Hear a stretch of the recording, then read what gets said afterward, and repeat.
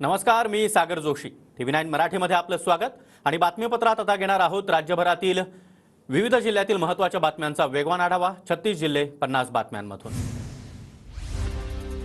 20 जानेवारीपासून आझाद मैदान आणि शिवाजी पार्क मैदानावर आमरण उपोषण. जरांगे यांची बीडच्या इशारा सभेतून मोठी घोषणा. कोल्हापुरात आजपासून जमावबंदीचे आदेश लागू. जरांगे यांच्या अल्टिमेटमच्या पार्श्वभूमीवर जमावबंदीचे आदेश. मराठा समाज आक्रमक होण्याची शक्यता असल्यानं खबरदारी म्हणून जिल्हाधिकाऱ्यांनी काढले आदेश. विविध मागण्यांसाठी शनी-शिंगणापूर देवस्थानचे कर्मचारी संपावर ठाम. संपकाळी जिल्हाधिकारी यांनी मध्यस्थी करण्याची मागणी. 25 तारखेला जिल्हाधिकाऱ्यांच्या घरावर कर्मचारी मुक्काम ठोकणार. साताऱ्यामध्ये शंभूराज देसाईंच्या ताफ्यावर माथे पेरून बाटली भिरकावली. पवई नाक्यावर काल संध्याकाळी ताफ्यावर बाटली फेकल्यानं गोंधळ. बाटली चुकून ताफ्यावर फेकली गेल्याचं पोलीस चौकशीत उघड. ठाकरे गटाचे नेते सुधाकर बडगुजर यांची सोमवारी पुन्हा एकदा चौकशी.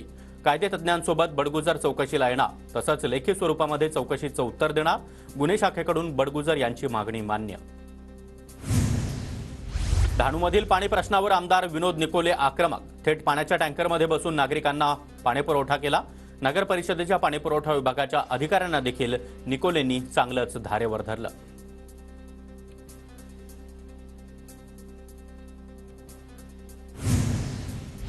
केंद्रीय शिक्षण सहसचिव आनंद पाटील यांची चंद्रपूरच्या शाळेला भेट. बाबूपेठ येथील PM श्री सावित्रीबाई शाळेतील विद्यार्थ्यांसोबत संवाद साधत विद्यार्थ्यांचं कौतुकही केलं.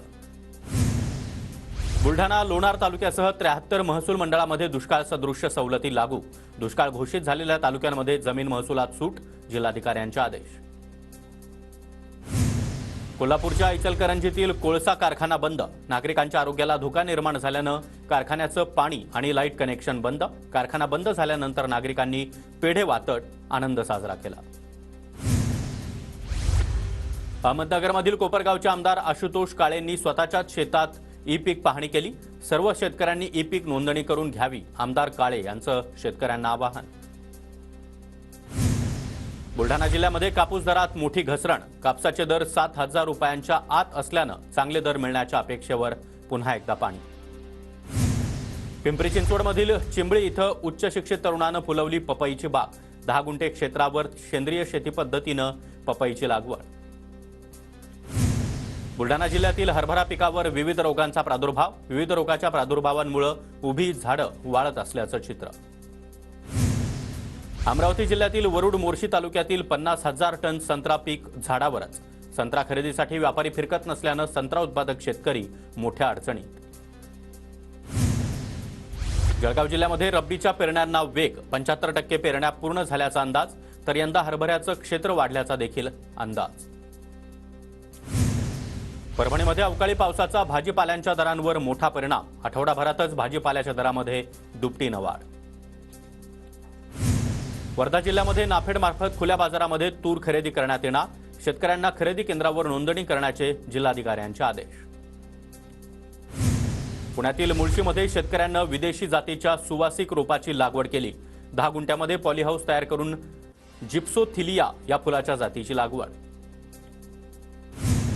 नाशिकच्या मालेगावमध्ये हिरव्या टपोऱ्या बोरांची आवक. ग्राहकांच्या वाढत्या पसंतीमुळे दररोज हजारो ते 1500 कॅरेट ॲपल बोरांची आवक.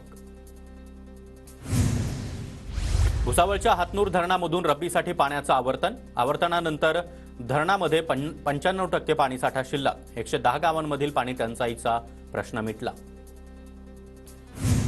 इचलकरंजी शहरातील नदीवेश नका परिसरामध्ये शेतकऱ्यांकडून गाईला डोहाळं जेवण. अशोक सोमानी नावाच्या शेतकऱ्यानं वाजत गाजत 500 लोकांना जेवण दिलं. गोंदियामध्ये 13,000 शेतकऱ्यांच्या खात्यामध्ये 103 कोटींची थकबाकी जमा. आतापर्यंत 13,84,000 क्विंटल धान खरेदी पूर्ण.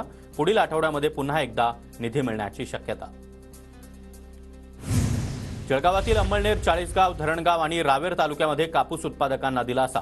कापूस पिकासाठी मिड सीझन पीक विम्याची अग्रिम 25% रक्कम मंजूर. अमरावतीमध्ये अवकाळीमुळे 1,85,000 हेक्टरवरील पिकांचं मोठ्या प्रमाणात नुकसान. शेतकऱ्यांची सरकारकडे नुकसान भरपाईची मागणी.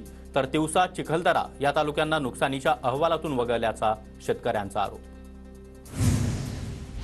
जळगावमध्ये तुरीच्या पिकावर कीटकजन्य रोगाचा प्रादुर्भाव. रोगामुळे तुरीच्या पिकाची फुलगळती आणि तुरीचं देखील मोठं नुकसान. पंढरपूरमध्ये वैकुंठ एकादशी निमित्त विठ्ठल रुक्मिणीच्या दर्शनासाठी भाविकांची मोठी गर्दी. गर्दीच्या ठिकाणी नागरिकांनी आणि भाविकांनी मास्कचा वापर करावा, प्रशासनाचं आवाहन. अकोला शहरामध्ये राष्ट्रसंत श्री तुकडोजी महाराज यांच्या 55व्या पुण्यतिथी स्मरणार्थ 23 ते 25 तारखेपर्यंत शोभायात्रेचं आयोजन. सांप्रदायिक भजनी मंडळ, महिला आणि विद्यार्थ्यांचा शोभायात्रेमध्ये मोठा सहभाग. कोल्हापूरच्या इचलकरंजीमध्ये सेवा सदन हेल्थ रुग्णालय आणि निरामय यांच्याकडून महाआरोग्य शिबिराचं आयोजन. 150 ते 200 ज्येष्ठ नागरिकांनी आरोग्य शिबिराचा लाभ घेतला. साताऱ्याच्या कराड तालुक्यातील शहीद जवान अनिल कळसे यांना अखेरचा निरोप. रेठरे खुर्द इथं पार्थिवावर शासकीय आणि लष्करी इतमामात अंत्यसंस्कार. नांदेडच्या हदगावमध्ये पीक विम्यासाठी शेतकऱ्यांचं सामूहिक जलसमाधी आंदोलन. तात्काळ पीक विमा द्या, अन्यथा तीव्र आंदोलनाचा शेतकऱ्यांचा इशारा. अहमदनगरमधील नेवासा तालुक्यामध्ये तहसील कार्यालयासमोर शेतकरी आक्रमक. अतिवृष्टीचं अनुदान तसंच रेशन कार्ड धारकांच्या न्याय आणि हक्कासाठी आमरण उपोषण सुरू. सोलापूरच्या रिन्यू ग्रीन एनर्जी या सोलार कंपनीविरोधात अक्कलकोटच्या 4 ग्रामस्थांचं आमरण उपोषण. प्रकल्पासाठी वर्षाला प्रति एकर 50,000 भाडं ठरवून 30,000च दिल्यानं उपोषण सुरू. अमरावतीमध्ये सुरक्षा रक्षक पद भरतीतील 4 उपोषणकर्त्यांची प्रकृती खालावली. मागील 7 दिवसांपासून जिल्हाधिकारी कार्यालयावर बेमुदत चिता उपोषण सुरू. परीक्षेचा निकाल लावण्याच्या मागणीसाठी विद्यार्थी आक्रमक. वर्ध्यातील प्राथमिक आरोग्य केंद्रामध्ये कार्यरत कंत्राटी कर्मचाऱ्यांच्या वेतनामध्ये किमान वेतनानुसार वाढ करण्याची मागणी. कर्मचाऱ्यांचं मुख्य कार्यकारी अधिकाऱ्यांना निवेदन. पुण्याच्या जेजुरी नगर परिषदेच्या गलथान कारभारामुळे नागरिक संतप्त. काही भागामध्ये कोणत्याही सुविधा न देता घरपट्टी आणि पाणीपट्टी वसुली, नागरिकांचा आरोप. तुळजाभवानी मंदिर संस्थानचा अजब निर्णय. फरार महंत चिलोजी बुवा यांच्या शासकीय समितीमध्ये समावेश. तुळजाभवानी पुरातन दागिने आणि अलंकार चोरी प्रकरणी दाखल गुन्ह्यामध्ये चिलोजी बुवा फरार. पोलीस चिलोजी बुवाच्या मागावर. पुण्याच्या मुळशी तालुक्यातील दुर्गम भागातील नागरिकांना मदतीचा हात. वनविभाग आणि दासवे ग्रामपंचायतीकडून गॅस सिलेंडर आणि शेगडीचं वाटप. वाशिम तालुक्यातील कळंबा महालीमध्ये ईव्हीएम आणि व्हीव्हीपॅटचं प्रात्यक्षिक. मतदान प्रक्रियेवर नागरिकांना मार्गदर्शन. रत्नागिरीच्या खेडमध्ये लंपी आजार असलेले 5 मोकाट गुरं नगर परिषदेच्या ताब्यात. या संदर्भात मनसेकडून तक्रार दाखल झाल्यानंतर नगर परिषदेकडून दखल. जळगावमध्ये चोपडा नाशिक बस थेट सूतगिरणीमध्ये घुसली.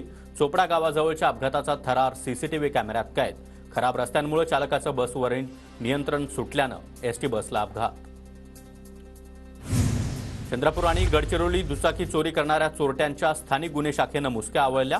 3 आरोपींना अटक. आरोपींकडून 9 दुचाकीही जप्त.